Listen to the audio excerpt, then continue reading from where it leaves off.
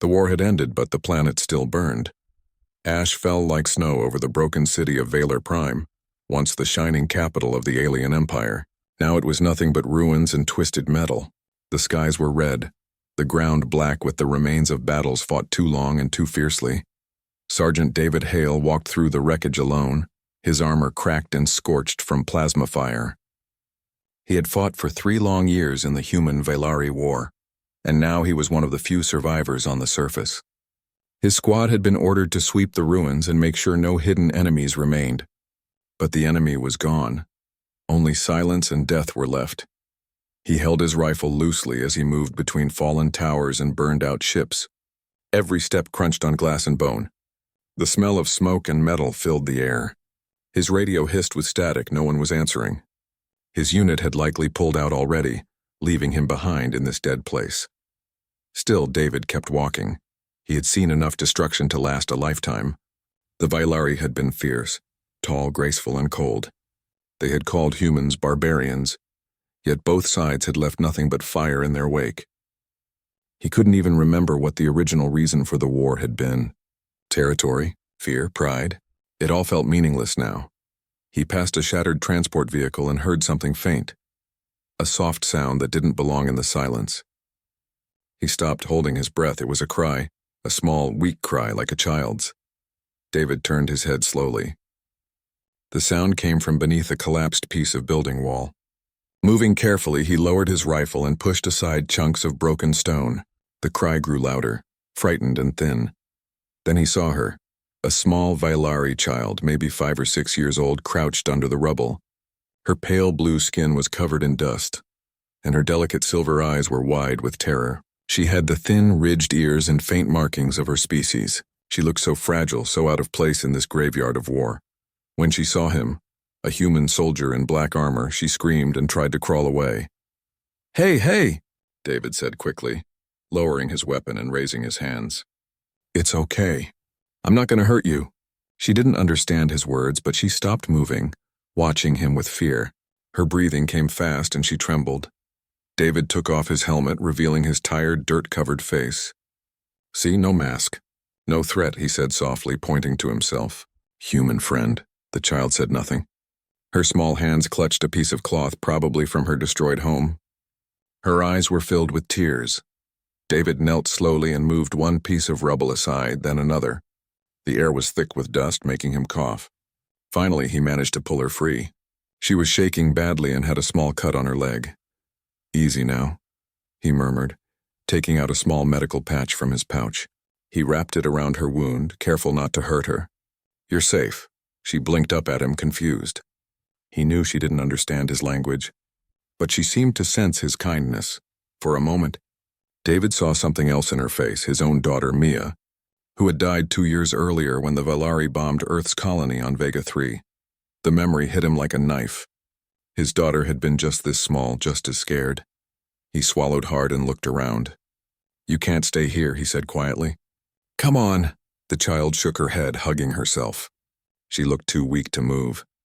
David sighed, then gently picked her up. She flinched at first, but when she realized he wasn't going to harm her, she relaxed in his arms. Her small hand gripped his armor tightly. Carrying her carefully, he began walking back through the ruins, scanning for any signs of life. His radio still crackled uselessly. "Command, this is Sergeant Hale," he said into it. "Found a living non-combatant. Requesting evac, over." No reply. Only static. He tried again. Nothing.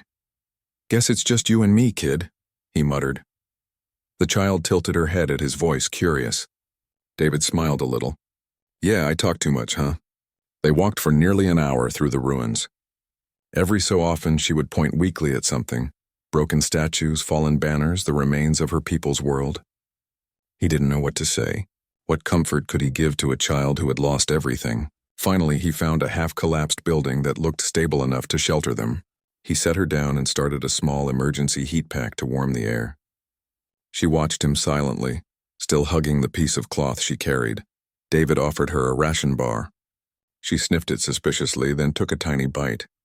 Her face wrinkled at the taste, but hunger won out and she ate it slowly.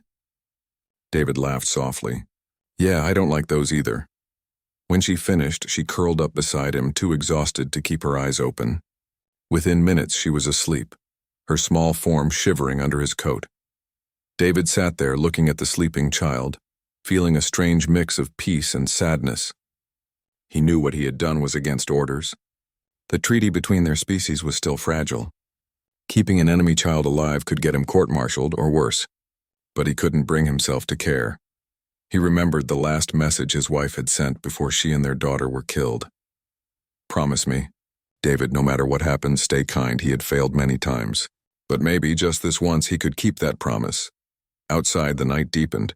Strange blue lights flickered in the sky, search drones, probably Vylari ones. David stood and moved closer to the doorway, watching the horizon. Somewhere beyond the smoke, the human fleet was leaving orbit. He was truly alone now. Then a distant roar echoed from the east. He tensed, hand on his rifle. A small shuttle was descending, lights flashing in the dark. He raised his scope and saw the symbols painted on its hull. Vylari Royal Guard. He cursed softly. Great, just great. He turned to the sleeping child. He couldn't hand her over, not yet. He didn't know who they were or what they would do. She had survived this far because he protected her. He wasn't going to stop now. As the shuttle neared, David grabbed his gear and picked her up again. She stirred slightly but didn't wake. He carried her deeper into the ruins, moving quickly through broken corridors and narrow tunnels. Behind him, bright lights swept the ground, and voices called out in the alien language. They were searching for someone, maybe her, maybe him. He found an old underground storage room and hid inside. The sound of engines grew louder, then faded again. He waited in silence for what felt like hours, his heart pounding. When he was sure they were gone, he let out a breath of relief. The child stirred and looked up at him sleepily. "You're okay," he whispered. "I got you." She reached out and touched his face gently, tracing the scar on his cheek. Then, in a soft voice, she said a single word he didn't understand, but he knew it meant thank you. David smiled weakly. "Yeah, you're welcome." He leaned back against the cold wall, closing his eyes for a moment. He didn't know what tomorrow would bring. Maybe the Vylari would find them. Maybe he'd never leave this planet. But for now the child was safe, and that was enough. Far above the clouds, unseen by him, the Vylari Queen's flagship was already in orbit. Her scanners had just detected her daughter's life signal, alive but in the company of a human soldier. And for the first time in years, the Queen felt something strange. Hope. The morning after the long night was cold and gray. The planet's sun rose weakly through the clouds, casting pale light across the ruined city. Sergeant David Hale woke to the sound of distant engines again. For a moment he hoped it was human rescue finally coming. But when he looked up through the cracks in the ceiling, he saw the sleek shapes of Vylari ships gliding through the smoke-filled air. They were searching the ruins, scanning for survivors. Beside him, the small Vylari child, Princess Lyra, though David didn't yet know her name, was still asleep, her tiny hand gripping the fabric of his coat. He sighed softly. "We're running out of time, kid," he whispered. He gently lifted her and stepped outside. The ruins were quiet, except for the distant hum of engines and the whisper of wind through broken metal. His radio was dead now. The battery had finally failed. He was truly cut off from any human forces. He looked at the horizon and saw more landing lights, more Vylari craft. He had two choices: keep running and probably die, or try to explain himself and hope they didn't shoot him on sight. He looked down at the little girl. Her silver eyes blinked open, calm and trusting. Somehow her faith in him gave him strength. "All right," he said quietly. "We'll do this the right way." The Vylari patrol found him an hour later. David walked out of the shadows slowly, hands raised, the child in his arms. The alien soldiers froze at the sight. They were tall and elegant, with dark armor that shimmered like oil under the sunlight. Their leader, a commander with glowing markings on her face, barked an order. "Drop the child." "Step back, human," she shouted in her own language, her voice sharp. David didn't move. "She's hurt. Needs medical help," he said, even though he knew they couldn't understand him. The commander took a cautious step forward, scanning him. Then she froze when she saw the child's face. Her armor lights flickered in shock. She barked more orders, and the soldiers surrounded him instantly. One of them pointed a plasma rifle at David's chest. Another reached out and took the child gently from his arms. The little girl reached back toward him, calling something that sounded like his name in her language. David didn't resist as they shackled his hands. He was tired, too tired to fight anymore. "Take me to your leader," he said softly, knowing how strange that must sound. The commander looked at him coldly but said nothing. Moments later, he was forced onto a small transport ship. The inside of the Valari craft was clean, silent, and strange.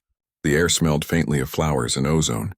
David sat with his hands still bound while two guards stood near him, rifles ready. Across from him sat the child unharmed, wrapped in a silken blanket. She looked at him and gave a small smile. He smiled back. The guards noticed this exchange but didn't interfere. One of them whispered something in their own tongue. David couldn't tell if they were angry or amazed. When the ship finally landed, he saw through the viewport a sight that took his breath away. The Valari capital, or what remained of it, still stood in part. Above the ruined planet's surface, a massive floating city hovered in the air like a silver crown. Towers of light reached into the clouds. Even after the war, the Valari's beauty and technology were beyond human understanding. The child was carried out first, escorted by soldiers. David followed, his boots echoing on the shining metal floor of the landing bay.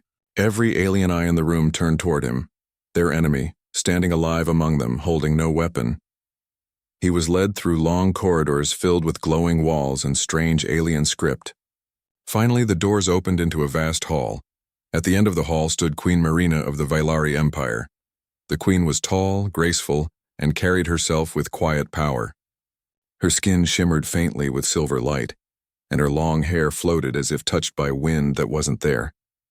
Her eyes were deep and sharp, eyes that had seen centuries of rule and war. When she saw the child in her guard's arms, her calm broke for the first time. She gasped and rushed forward, taking the little girl into her arms. The child buried her face in her mother's chest, crying softly. The hall filled with murmurs. Some of the alien nobles and generals knelt. Others simply stared. The queen whispered to her daughter, holding her close, her expression filled with both relief and sorrow. Then she turned her gaze toward David. He stood there motionless. She took a slow step forward. "Who are you?" she asked in clear accented English. Her voice was soft but carried great weight. David blinked in surprise. He hadn't expected her to speak his language. "Sergeant David Hale, United Terran Marines," he said, standing straight despite his chains. Her eyes narrowed. "Why did you touch my daughter? Why did you bring her here? What do you seek, human?" David shook his head. "I didn't know she was your daughter. I found her in the ruins. She was trapped, scared. I just couldn't leave her there." The queen looked at him for a long, silent moment. The hall was so quiet that every breath could be heard. "You expect me to believe that a human soldier, a destroyer of worlds, protected my child out of kindness?" she asked coldly. David met her eyes. "Believe what you want, Your Majesty. But I didn't save her because she's Valari. I saved her because she's a child. And children don't deserve this." His words echoed in the chamber. Several guards exchanged uneasy glances. The queen studied him again, searching his face for deceit, and found none. Still, her voice was hard. "You killed many of my people," he nodded slowly. "And yours killed many of mine. I've seen enough blood to last 10 lifetimes. I wasn't going to add hers to it." The queen turned away for a moment, holding her daughter tighter. The child whispered something to her in the Valari tongue. The queen's expression softened slightly, but she did not look back at David. "Take him to the holding wing," she ordered quietly. "Do not harm him. He is not to be touched." The guards saluted and led David away. His cell was made of transparent energy walls, filled with soft light and no shadows. It wasn't cruel, but it was still a cage.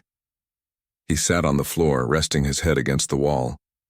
For the first time in days, he felt the exhaustion hit him fully. He wondered what would happen next. Would they release him, execute him, or just forget him here? Hours passed. Then he heard soft footsteps. The child appeared outside the barrier, holding a small glowing fruit. Behind her stood a nervous guard who clearly didn't know how to stop her. She pressed her tiny hands against the wall.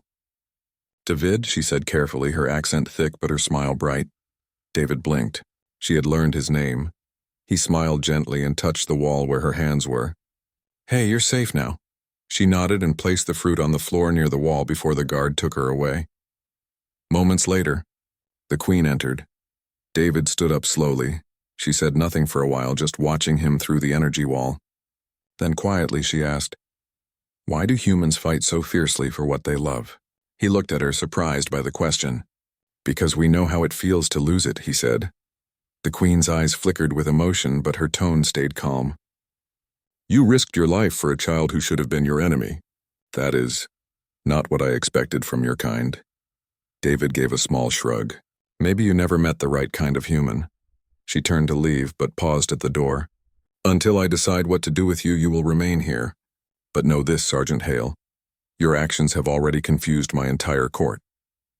When she left, David sat down again, tired but oddly peaceful. For the first time since the war began, someone had looked at him and seen more than a soldier. Above him, the faint hum of the ship filled the silence. The Vylari Queen sat alone in her chamber, her daughter asleep beside her. She replayed the human's words in her mind. And though she did not admit it out loud, something inside her had begun to change. Days passed in the shining halls of the Vylari capital. For Sergeant David Hale, time felt strange here, quiet, orderly, and alien. The hum of energy walls replaced the chaos of war, and the soft, glowing lights of the palace reflected off polished floors and high ceilings. He could hear faint whispers outside his cell, guards moving in careful patterns, but nothing threatened him directly. The child, Princess Lyra, visited him often. The Vylari guards allowed it, though nervously. She would stand just outside the energy barrier, holding small gifts, a glowing fruit, a smooth stone, or a tiny toy she found in the palace stores. Each time she would call out his name softly, David, stretching it in her own accent. David came to look forward to these visits. He sat near the wall, speaking to her gently, teaching her a few simple human words. "Sun," he said, pointing to the faint yellow glow of the artificial light overhead. "That's sun," she repeated carefully, her voice a soft silver note. "Sun." "Good, very good," he said, smiling. "You learn fast." The child's eyes sparkled with curiosity. She reached for his hand, pressing her small fingers against the energy barrier. David pressed his palm against the opposite side. For a moment, the barrier felt almost invisible, a thin line between two worlds. He often thought of his own daughter, Mia. It had been years since he had held her, yet holding Lyra's hand through the barrier brought back memories, the warmth of her small fingers, the way she laughed when he made funny faces. He pushed the thought aside quickly. Lyra was alive now, and that mattered more than sorrow. The Vylari court had begun to notice the unusual situation. Whispers filled the halls. Why does the Queen keep a human so close to her daughter? Why is he not executed? Some advisors suggested it was a test. Others said it was madness. The generals who had fought humans fiercely were most vocal. "Your Majesty," one said sharply, his tall form straight and proud. "This human is dangerous. He has fought against us. He may deceive you, and your daughter is at risk." Queen Marina's eyes did not leave the child, who was sitting in her lap, quietly playing with a silver thread. "And yet he has saved her twice," she said softly. "Twice he risked his life for her. How is that dangerous?" The generals looked at one another uneasily. None could answer her question. None could argue with facts they could not understand. David's calm behavior, his courage, and his respect for life, traits alien to their world, had begun to confuse them. Meanwhile, outside the royal chambers, Lyra became bolder.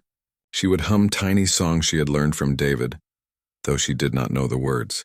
Guards would glance at her curiously, but she seemed to carry a protective aura when she spoke. One afternoon, an alarm sounded. The child had wandered too close to a restricted area while playing. The guards moved to retrieve her, but David, still in his cell, could see the situation through his transparent walls. Without hesitation, he pressed a small communication button in his cell. "Lyra, go back. Stay safe." The princess froze, glancing toward his voice. Then, with a determined nod, she moved back carefully. The guard stopped, noticing her compliance. "Your Majesty," one whispered nervously later. "The child listens to him, even though he is a prisoner." The Queen did not respond immediately. Instead, she watched from her balcony as her daughter returned to her side unharmed. Something inside her shifted. and understanding perhaps that humans were not what she had imagined. Days turned into weeks. David remained in his energy cell, but his presence began to matter more. Lyra insisted on visiting, often bringing small objects to trade with him. She wanted to learn human words and stories. "Story," she said one day, pointing at David expectantly. David chuckled softly. "All right. Listen carefully. This one is about a brave knight." He told her stories of Earth, of people who fought not only with weapons but with courage, kindness, and cleverness. Lyra's eyes widened at tales of mountains, oceans, and animals that David described with warmth. "You have many wonders?" she asked finally, her silver eyes wide. "Yes," David said, "and humans do too many things we are proud of. Sometimes we fight. Sometimes we help. But we always try to protect those who cannot protect themselves." The child seemed to absorb every word. When the story ended, she whispered softly, "Like you." David's chest tightened. He smiled, but there was sadness too. "Yeah, like me." Not everyone in the palace approved. Rumors and warnings reached the queen constantly. Her advisors suggested sending David to a remote penal station. Some of the older generals whispered that keeping him alive risked her throne. The queen, however, remained silent. She could not bring herself to punish the man who had saved her daughter. Instead, she observed him closely. One evening, she entered the observation chamber alone. The child had gone to sleep. David sat quietly, looking at the city through the high glass window of his cell. He had not seen the queen enter, but he turned politely. "Sergeant Hale," she said, her voice soft, almost hesitant. "You have risked everything to protect a Vailari child." "Twice now, why?" David considered his answer. "Because she's alive. Because she's a child. That's enough reason for me." The queen studied him. There was no arrogance, no expectation of reward, just honesty. Something inside her stirred, a mixture of respect, confusion, and curiosity. "You are different from what I imagined," she said finally. "I thought humans were only fighters, destroyers. But you—" She paused, looking at him thoughtfully. "You are more." David smiled faintly. "Some of us are. Some of us try to be better." Tensions in the court escalated. One night, whispers of an assassination plot reached the queen. Someone wanted to kidnap or harm Lyra to destabilize her rule. The queen called her advisors urgently. "We cannot risk the child alone," she said firmly. "We must have a protector she trusts." "David Hale," the generals protested loudly. "Your Majesty, he is human." "He is our enemy." The queen's eyes blazed. "He is no one's enemy. He saved her life. And he saved mine. Until the threat passes, he remains under my protection." David, listening from his cell, felt a strange mix of relief and apprehension. He was no longer simply a prisoner. He was now responsible for the child in a far deeper way than before. That same night, an attack came. Shadowy figures unknown to the palace guards tried to sneak into the child's chambers. The queen was away, and only a few guards stood between danger and her daughter. David, even behind the transparent energy wall, acted instinctively. He threw his body forward as much as the barrier allowed, positioning himself so that the intruder's sensors would detect him first. The alarms blared, waking the child. She clung to the wall, shouting his name. The guards arrived just in time to capture the intruders, but not before the child saw how David had protected her even in captivity. Her eyes filled with awe and trust, and the palace began to murmur about the human's bravery. In the aftermath, the queen called David to a private chamber. Her eyes held a mixture of gratitude and contemplation. "You see what you do," she said softly. "Even as my prisoner, you have saved us again. I cannot ignore it." "And I cannot ignore you." David nodded slowly. "I don't expect thanks, I just want her safe." She studied him for a long time. "You have changed my view of humans," she admitted quietly. "Perhaps it is time to see them in a new light." David gave a small, tired smile. "Glad I could help with that." The child, Princess Lyra, peeked from the doorway, clutching a small toy she had brought from her room. "Guardian," she whispered, using the words she had learned from him. The queen's lips curved into a faint, rare smile. For now, the human soldier was more than a prisoner. He was someone who had bridged two worlds, protecting what others had failed to see: the value of life, compassion, and courage. And in that moment, the queen made a quiet decision. He would not be released, not yet. Not until she could understand his ways, and perhaps until the galaxy itself could see what humanity was capable of. The weeks that followed were tense but quiet. Sergeant David Hale remained in his energy cell, but the palace had grown used to his presence. Guards watched him cautiously, curious about his behavior, yet he never complained. He followed the rules, answered questions politely, and remained calm under scrutiny. The child Princess Lyra became more confident each day. She spent hours at the wall of his cell, talking and laughing softly. The guards, initially nervous, began to see her smiles and realized that the human prisoner had earned her trust. David taught her human games and simple words. "Apple," he said one morning, holding a glowing fruit. She repeated it perfectly, giggling when he pretended to eat it and miss. "Apple," she shouted, pointing at him. "You're learning fast," David said. "Soon you'll know more than me." The child's eyes sparkled. "Guardian," she said proudly, using the word she had coined for him. David felt a warmth in his chest that he hadn't felt in years. War had taken so much from him, friends, family, home. But here, in this strange alien palace, he had found a purpose once more. The Velari court, however, was restless. News of David's behavior, his protection of the princess, his calm and courteous demeanor, reached the ears of the Queen's council. "Your Majesty," one of the generals said one morning, voice sharp, "keeping a human prisoner so close to the princess is a grave risk. If enemies learn of this, they may attack. The child's safety cannot be guaranteed." The Queen, Myrina, looked out at her daughter playing in the courtyard. Lyra waved happily at the guards, then pointed at her cell window. The Queen saw David nod and wave back. "They have been safe for weeks," she replied calmly. "He is not just a soldier. He is someone I can trust." The generals exchanged uneasy glances. "But Your Majesty, you risk your throne. If you allow a human to influence the princess, it may weaken your rule." Myrina's eyes narrowed slightly. "No, it may strengthen it. He has shown courage, loyalty, and honor, qualities my people can learn from if only they are willing." David's role in the palace began to shift. He was still a prisoner, but now he had a responsibility. Guards allowed him limited movement to interact with the child under supervision. He taught her not only words, but also human logic, problem-solving, and games that encouraged thinking. One day, a tutor asked him to help teach the child about Earth history in a simplified way. David agreed. He spoke of planets, animals, and people who achieved remarkable things despite difficult circumstances. Lyra listened, fascinated, asking questions that no Velari tutor could answer. "You had animals?" she asked one day, eyes wide. "Yes. Lions, elephants, whales.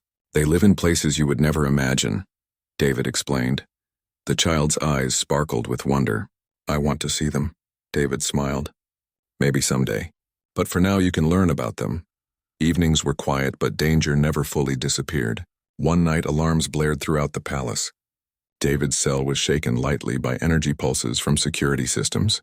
The princess had wandered near a restricted area again. David's instincts kicked in immediately.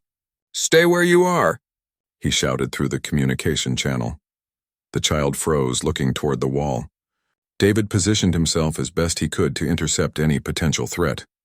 The guards arrived quickly and retrieved her, but David's quick thinking had prevented a potential accident. The Queen received reports immediately. "Again he protects her," she said quietly to herself. She paced slowly, thinking deeply. "Even as a prisoner, he cannot be ignored. I must acknowledge this human's courage and loyalty. It is unlike anything I have seen." As the days passed, the Queen began to speak to David directly through the observation channels. Their conversations were brief but meaningful. "You value life," she said one evening. "Your actions show more than obedience or fear. You act out of principle." David looked at her respectfully. "Some things are worth protecting. Some lives are worth saving, no matter the cost." Myrina's face softened, though she did not show it fully. "Even for those who are our enemies?" "Yes," he said simply. "Even for them. Children do not deserve war. They do not deserve fear. They deserve a chance to live." The Queen was silent, considering his words. She had seen humans as enemies for centuries, as destroyers of planets. But this human, he was different. He had not only risked himself, but also shown compassion without thought of reward. Weeks later, political tensions in the Velari Empire rose. Some factions plotted to overthrow the Queen. citing her mercy toward the human as a sign of weakness. Rumors spread that the princess was influenced by the prisoner, that her decisions were no longer purely Vailari. One evening, the queen summoned David. The child was asleep nearby. The guards looked nervous as they left the room. "You're in my hands," the queen said firmly, her voice echoing slightly in the chamber. "You can leave, but there are threats. You may not survive outside these walls." David shook his head. "I won't leave while she is in danger. I promised her safety. I can't break that promise." Her eyes studied him, searching for hesitation. There was none. Only determination and honor. "You place duty above freedom," she said quietly. "That is admirable, but you risk everything for a child who is not your own." David shrugged slightly. "She deserves to live." "That is reason enough." The queen nodded slowly. "You are unlike any human I have known. I cannot send you away, not yet, and I cannot harm you." The next day, a warning arrived. A small faction had tried to infiltrate the palace. Their goal was unclear, but they were caught near the princess's quarters. David, from within his cell, noticed the intruders' shadows through his observation window. Instinctively, he shouted through the communication link, alerting the guards. The intruders were stopped before they could reach Lyra. The child clung to the wall, shouting his name. "Guardian! Guardian!" The queen watched from above, her heart pounding. For the first time, she realized the human's influence on her daughter was not a weakness. It was a form of protection that none of her own guards could provide. She called her council immediately. "The human remains under my protection. Any who object will answer to me," she said firmly. The council fell silent. Even the generals who had long opposed him knew they could not argue. Later that evening, the queen entered a private chamber where David could see her through the energy wall. Lyra was asleep in a side room. "You have changed my view of humanity," she said quietly. "I have seen how you act without fear of reward, how you protect those weaker than yourself. Your courage is exceptional." David nodded slowly. "I only do what is right. That is all any soldier can do." She studied him in silence. "You have risked your life for my daughter and for me. Many humans would have left her to fate. Many humans would have ignored her. Yet you did not." "I couldn't leave her alone," he said softly. "Not after seeing what she went through." The queen's expression softened. "You have my gratitude," she admitted quietly. "And for now, you have my trust. But know this, human, trust in the Vailari court is fragile. One misstep and you may regret it." David bowed slightly, understanding the gravity of her words. "I will not fail her. I will not fail you." That night he sat quietly in his cell, reflecting on the strange journey that had brought him here. From a war-torn battlefield to a luxurious palace, from a prisoner to a protector, his life had changed entirely. The child slept peacefully nearby. David watched her, remembering his own daughter. He whispered softly to himself, "I will protect you, little one. I will keep my promise." Far above, Queen Marina watched the palace city from her balcony. She thought of the human soldier, the bravery he had shown, and the lessons she had learned from his actions. And deep in her heart, she made a quiet, unspoken decision. He would not be released, not while her daughter's life and the future of her empire hung in the balance. For David Hale, the war was not yet over. But here, within these walls, he had found something far more important than victory. A chance to do what was right, to protect life, and to bridge the gap between two worlds. The morning light fell softly over the Vailari capital, casting long shadows through the shining corridors. Sergeant David Hale sat in his energy cell, quietly stretching after a night of little sleep. The small Vailari princess Lyra had been awake most of the night, whispering her human words and laughing softly at stories David had told her before bedtime. He smiled as he watched her through the wall. Her silver eyes sparkled with curiosity, and her small hands clutched a smooth stone she had found in the palace garden. Even in captivity, she had brought warmth to his life in a way that no human companion could replace. David's thoughts wandered to his own daughter, Mia, who had been lost to the war. For a brief moment, he allowed himself to imagine that protecting Lyra could somehow make up for what he had lost. It was a comforting thought, but he quickly pushed it aside. Lyra was her own person, and he was simply her guardian. Outside, the palace stirred with unusual tension. Word had spread that the queen had decided to keep the human soldier close. Some members of the court whispered that she had grown too attached to him. Others questioned her judgment, worried about the implications for her empire. Yet Queen Marina remained steadfast. She had witnessed David's courage, his unwavering loyalty, and his profound respect for life. Time and again he had risked himself for her daughter. She had also seen the effect he had on Lyra, the princess's trust, her laughter, her growing curiosity about a world beyond the Vylari Empire. The queen had called her council together that morning. The room was filled with Vylari nobles, generals, and advisors, all tense and wary. "Your Majesty," one of the generals began, voice tense, "keeping the human near the princess is dangerous. He is not one of us. What if he betrays us?" Marina's silver eyes met his. "He has not betrayed us," she said calmly. "He has protected the child of his enemy twice now. That is loyalty and courage that cannot be taught." Another council member frowned. "He is still human. He could escape at any moment. Or worse, influence the princess." The queen's gaze softened as she glanced toward the chamber window where Lyra was playing quietly under supervision. "He influences nothing," she said quietly. "Except kindness, bravery, and respect. Qualities my daughter needs to learn." The council fell silent. None could argue with her reasoning. None could deny the facts before them. Later that day, David's cell was opened for a private meeting with the queen. The child remained in her chambers, napping after a morning of play and lessons. Guards watched carefully but kept their distance. Marina entered the chamber with quiet grace. David rose respectfully, though he had grown used to her presence. "You have done much, Sergeant Hale," she began. "Twice you have saved my daughter. You have shown loyalty, courage, and compassion, qualities rare in any being. Even in my empire, few possess them." David bowed slightly. "I only do what is right." "That is all I can do," the queen nodded. "I have considered your place in my empire, and your actions have changed how I see humans. Not as enemies, but as beings capable of honor, bravery, and love. This is something my people must learn, whether they wish to or not." David looked at her, surprised by her words. "I never expected this. I only wanted to keep her safe." "And yet," she said softly, "your choice has had consequences far beyond what you know. You have saved a life and, in doing so, shaped the future of our empire." David remained silent for a moment, considering her words. "Your Majesty," he said finally, "I don't want reward. I just want her safe. That is enough for me." The queen studied him carefully. His honesty, his simplicity, and his unwavering resolve had touched something deep within her. Few humans had ever impressed her, and fewer still had changed her perspective so completely. "You have earned more than safety," she said at last. "You have earned my trust, and in time, perhaps, something more. For now, however, you will remain under my protection." David nodded slowly. He understood fully what she meant. He was still a prisoner, technically, but the nature of that captivity had changed.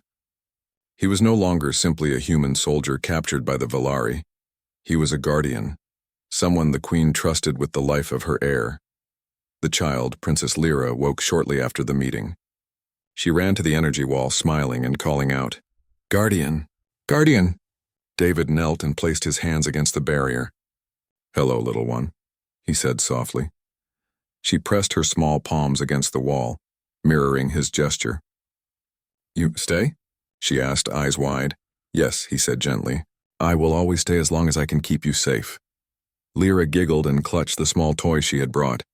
"Guardian," she said again proudly.